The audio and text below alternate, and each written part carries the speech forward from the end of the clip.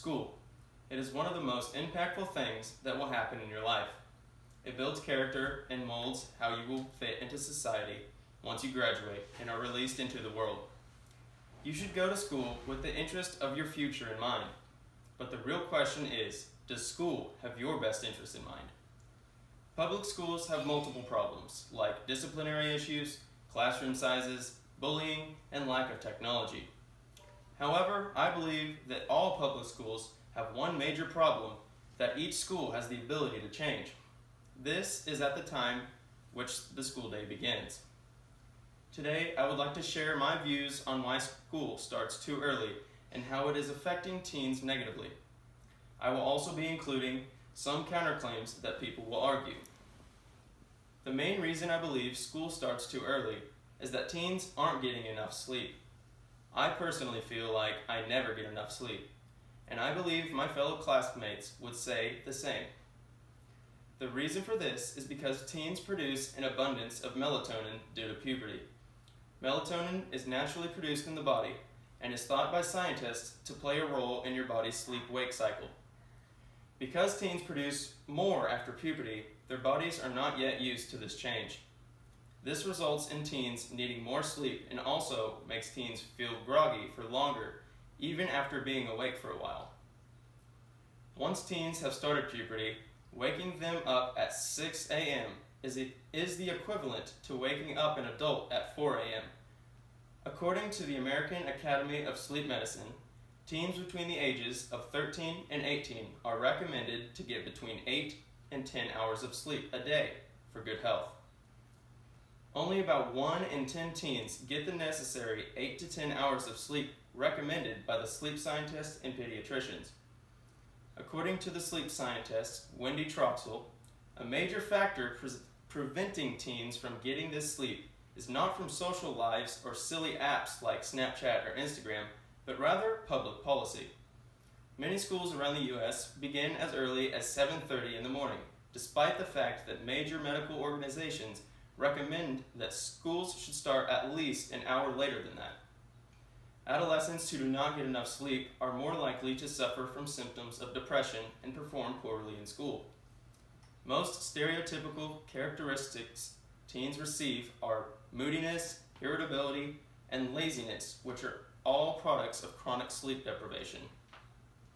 People may argue that teens could get more sleep by going to bed earlier, but not all students have the luxury of going straight home after school.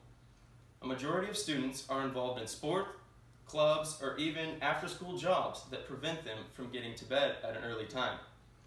To combat this problem, starting school later would be beneficial to students. In fact, the American Academy of Pediatrics has recommended that middle and high schools start at 8:30 a.m. or later to give students the opportunity to get the amount of sleep they need. But results in the 2014 Student Health Policies and Practices study shows that 93% of high schools and 83% of middle schools in the U.S. start before 8:30 a.m. Some of the added benefits of starting school later are that schools will also end later. My school is 3 different towns consolidated into one public schooling facility. This means a majority of our students live out of town. And these students, some are athletes, with games that take place in the evening, which result in these students not having a place to go for a number of hours after the final school bell has rung. Another consequence of these students face is having to wake up earlier than local students so that they may drive the distance to get to school in time. This means these students get even less sleep than the students that live in town. According to Time magazine, not getting the proper amount of sleep can result in a higher risk for sports-related injuries.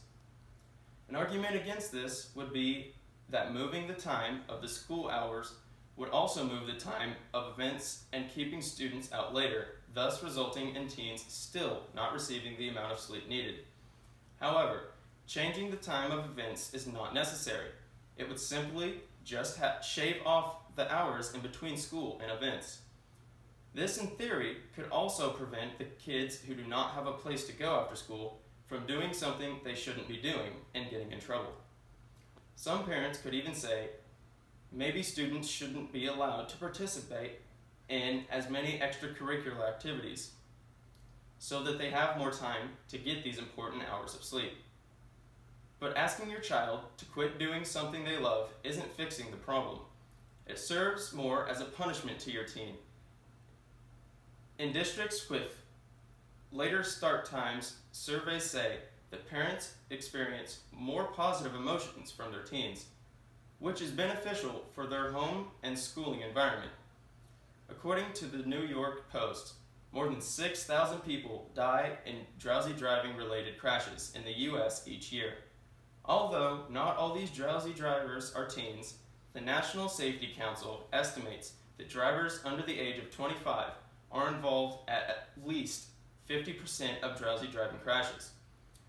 Waking your newly licensed and sleep-deprived 16-year-old up at 6 a.m. to drive to school is nearly just as dangerous as someone driving with a blood alcohol content of 0.10, which is above the legal limit of intoxication.